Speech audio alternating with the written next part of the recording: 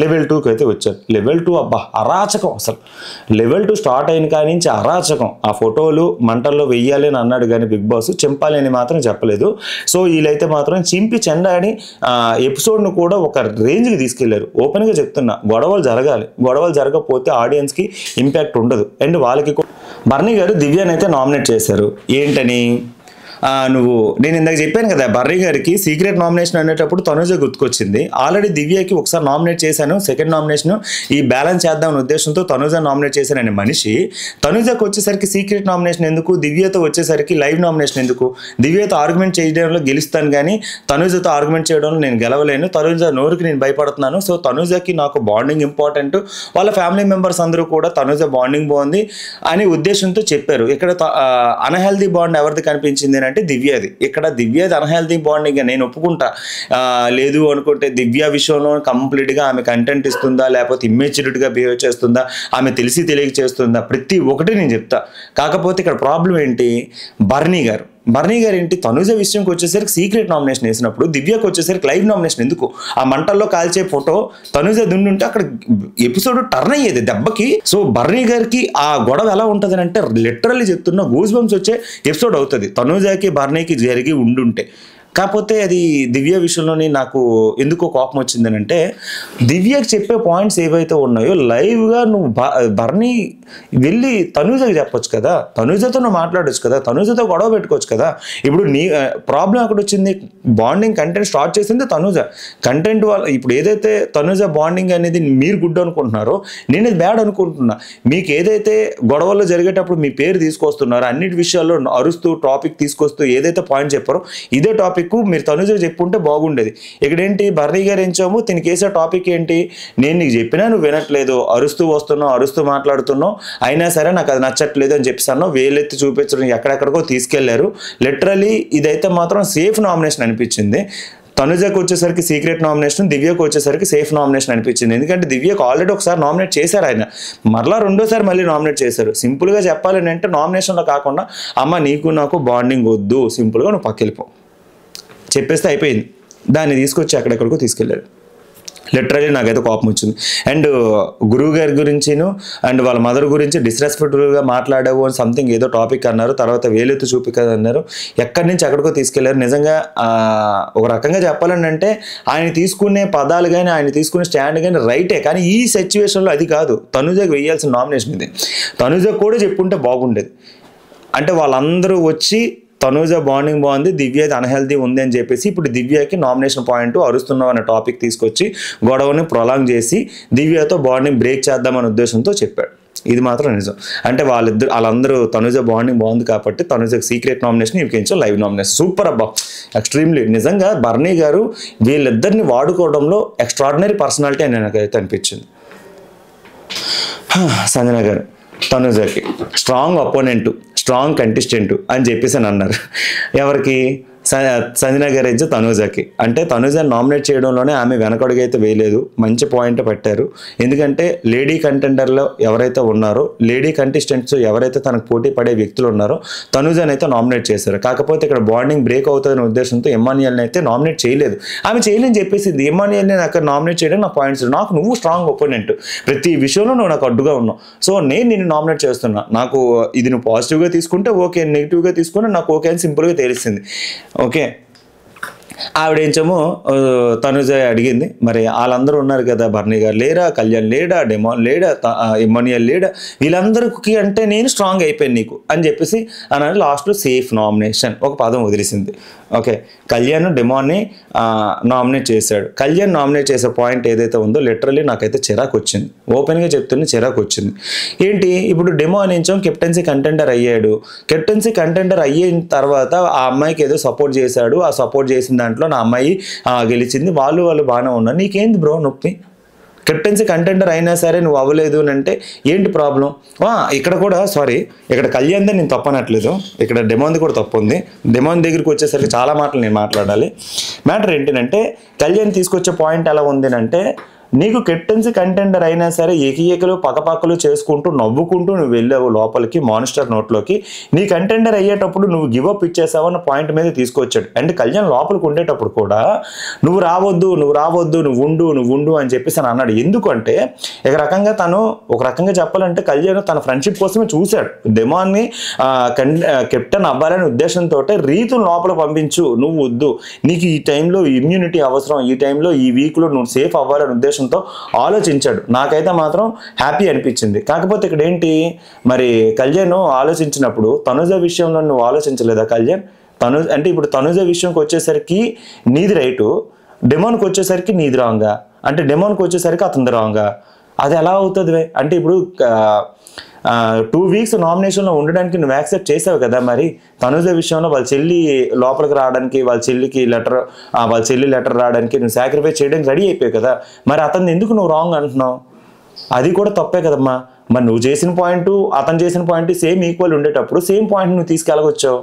ఇదైతే మాత్రం నాకు అన్ఫెయిర్ అనిపించింది. ఇద్దరిది రాంగ్ ఉంది ఇందులో. సో కళ్యాణ్ అది వాళ్ళిద్దరూ హిలీరియస్ ఫన్ అయితే చేశాడు డెమోన్ అయితే మాత్రం.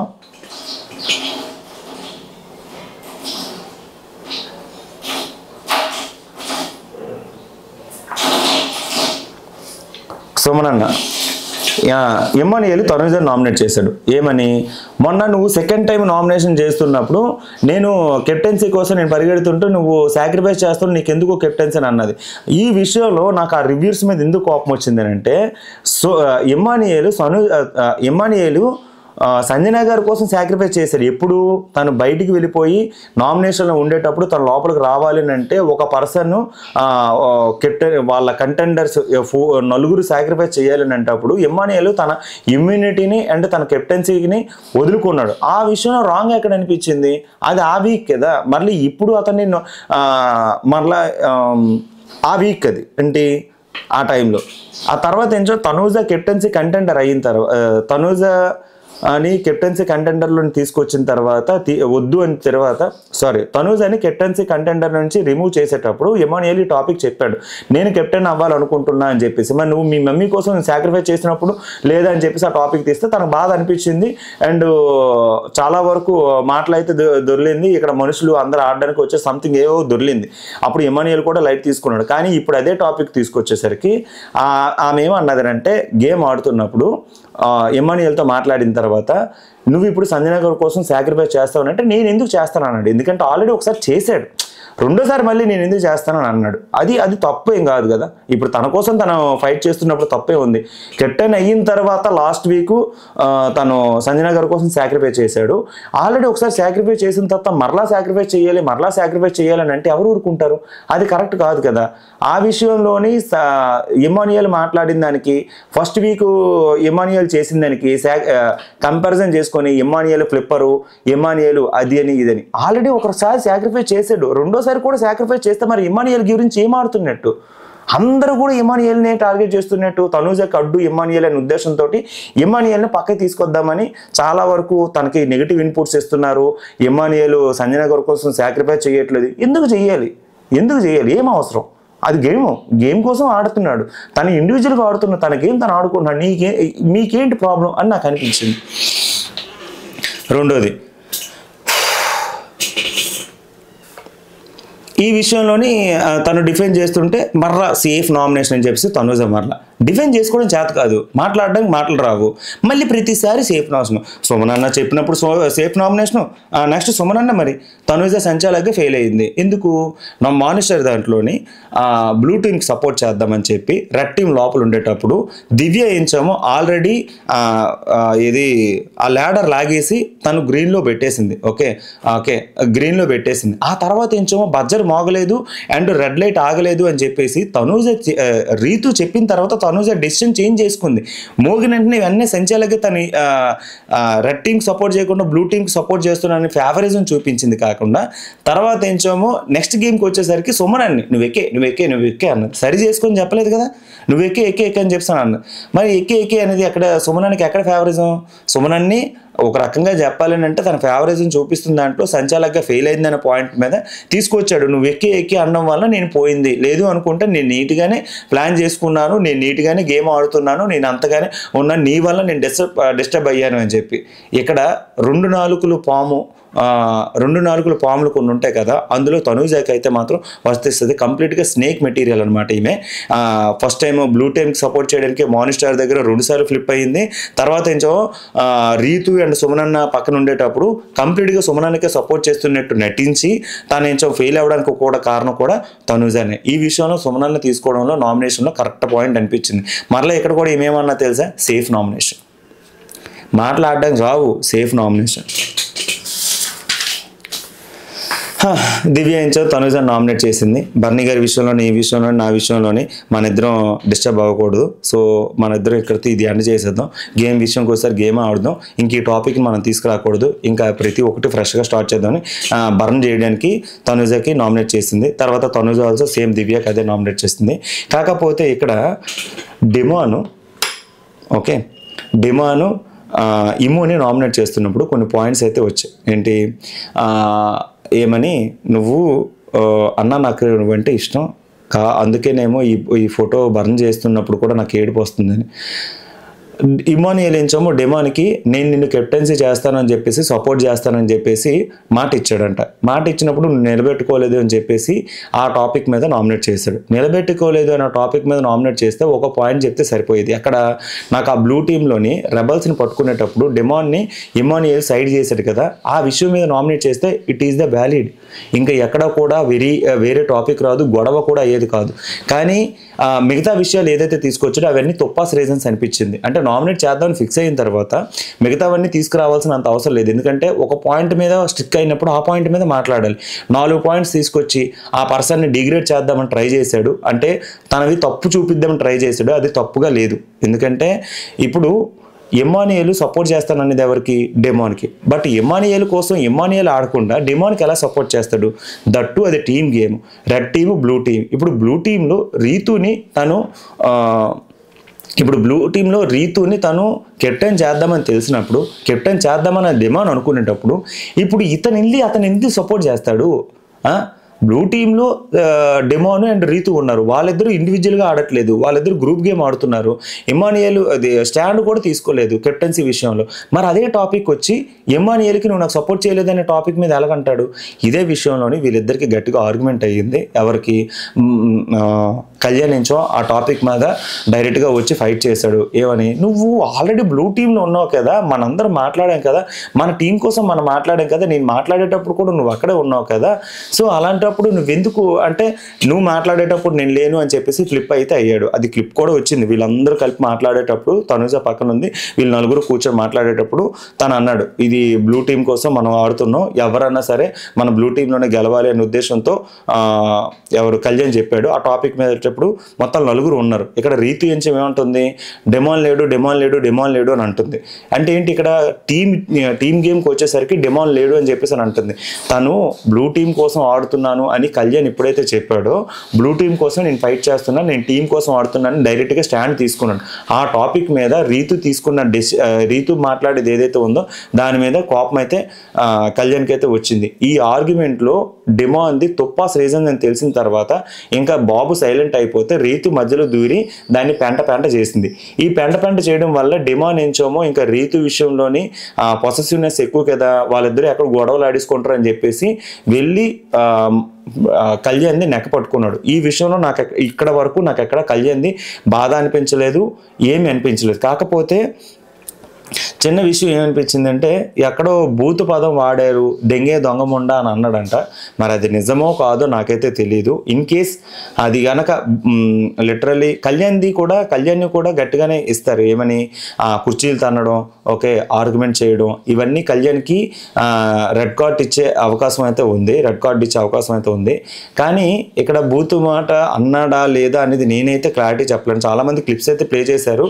ఏంటి, కళ్యాణ్ కళ్యాణ్ నెక్క పట్టుకొని డిమాన్ ఎప్పుడైతే ఇలాగ అన్నాడో, నెక్క పట్టుకున్నాడో, చాలా వరకు అది ఒక రకంగా చెప్పాలంటే డిమాన్కి ఆల్రెడీ మ్యాన్ హ్యాండ్లింగ్ మీద నాగార్జున సార్ ఎల్లో కార్డు ఇచ్చారు.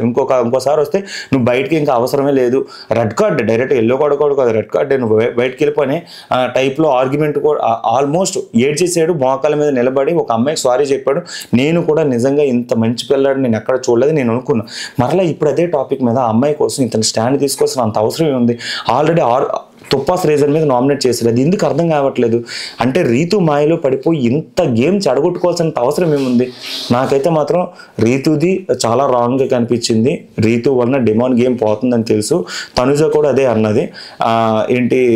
తనుజ ఈరోజు నామినేట్ చేసేటప్పుడు సీక్రెట్ నామినేషను డిమాను తన విషయంలో స్టాండ్ తీసుకోవట్లేదు, డిమాను రీతు వలన తన గేమ్ను పక్కన పెట్టేసుకుంటున్నాడు అని ఏదైతే నామినేట్ చేసింది.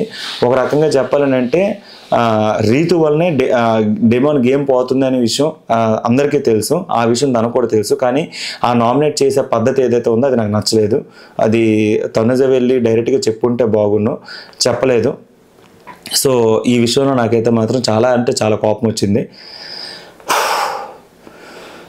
సో అయితే కళ్యాణ్ ఆ మాట అన్నాడా లేదా అనేది నాగార్జున సారు వీకెండ్లో చెప్తే కానీ తప్ప ఎవ్వరికి తెలీదు. నిజంగా ఆ పదం అన్నాడంటే అంటే అక్కడ నెక్ పట్టుకున్న తర్వాత ఫిజికల్గా వెళ్ళిన తర్వాత పట్టుకున్నాడు, చాలా వరకు గట్టిగానే పట్టుకున్నాడు. ఇలా అన్నాడు. ఆ ఫోర్స్ కూడా తెలుస్తుంది. ఆ ఫోర్స్ తెలిసేటప్పుడు ఎలా ఉందని అంటే అర్జున్ రెడ్డి అనమాట. మనోడు కోపం వస్తే ఎవ్వరన్నా ఒకటే ఇసిరి పడేస్తారు, తెలిసిందే. ఒక రకంగా చెప్పాలంటే ఒక మానిస్టర్ అని పేరు వచ్చిన తర్వాత డిమాండ్ అనే దానికి డెఫినేషన్ చూపిస్తున్నాడు. మరలా ఇప్పుడు దాని మీద మనోడికి ఫుల్గా నెగిటివ్ అవుద్దని నాకైతే భయం వేస్తుంది. ఎందుకురా బాబు అనవసరంగా మరలా రేసులో ఉన్నాడు, అబ్బా విన్నర్ రేసులో ఉన్నాడు, ఒక అమ్మాయి కోసం ఆడుతున్నాడా లేకపోతే తన కోసం ఆడుతున్నాడా బాధ వేస్తుంది. నిజంగా చెప్తున్నా, కళ్యాణ్ విషయంలో డిమాండ్ విషయంలోని వీళ్ళిద్దరూ ఆడవాళ్ళని పక్కన పెట్టి గేమ్ ఆడుతుంటే ఆ మాస్టర్ పీస్ ఒక్కొక్కరిది గేమ్ వేరే లెవెల్లో ఉంటుంది. అలాంటిది వాళ్ళిద్దరూ ఆడపిల్లల కోసం కొట్టుకోవడం అనేది నాకు నచ్చట్లే. అంటే రీతు కోసం మనోడు, తనుజ కోసం అతను ఆడుతున్న ఫీలింగ్ అయితే వస్తుంది. బాధ అయితే అనిపించింది. మీకేమనిపించింది నాకైతే తెలీదు. సో నెక్క పట్టుకున్న తర్వాత ఆ పదం అయితే వాడాడు అనేసి అందరూ అంటున్నారు. అది బీప్ కూడా లేదు, అట్లీస్ట్ లిప్సింక్ కూడా కనబడట్లేదు. అక్కడ కేవలం దివ్యాది ఎక్స్ప్రెషన్ అయితే కనబడుతుంది. అండ్ తను కూడా ఏదో బ్యాడ్ వర్డ్ వాడాడు, అది అదే అనేది అయితే లేదు. ఇమ్మానియల్ కూడా గట్టిగానే రియాక్ట్ అయ్యాడు. సో ఈ విషయంలోనైతే మాత్రం లిటరలీ డిమాండ్ది తప్పు కనబడుతుంది, కళ్యాణ్ది కూడా తప్పు కనబడుతుంది. వీళ్ళిద్దరికి గట్టిగా వార్నింగ్లు అయితే పడతాయి. సో మీకేమనిపిస్తుంది కింద చెప్పండి. తర్వాత రీతు నామినేషన్ సంజన గారికి వచ్చేటప్పుడు తనుజాకి సంజన గారు నామినేట్ చేశారని టాపిక్ మీద ఎప్పుడైతే నామినేట్ చేసిందో బాండింగ్స్ విషయంలో మీ ఇద్దరు బ్రేక్ అవ్వట్లేదని సంజన గారి విషయంలో అంటే ఈమె ఒక మాట అయితే వదిలింది. చాలా చిరాకు అనిపించింది.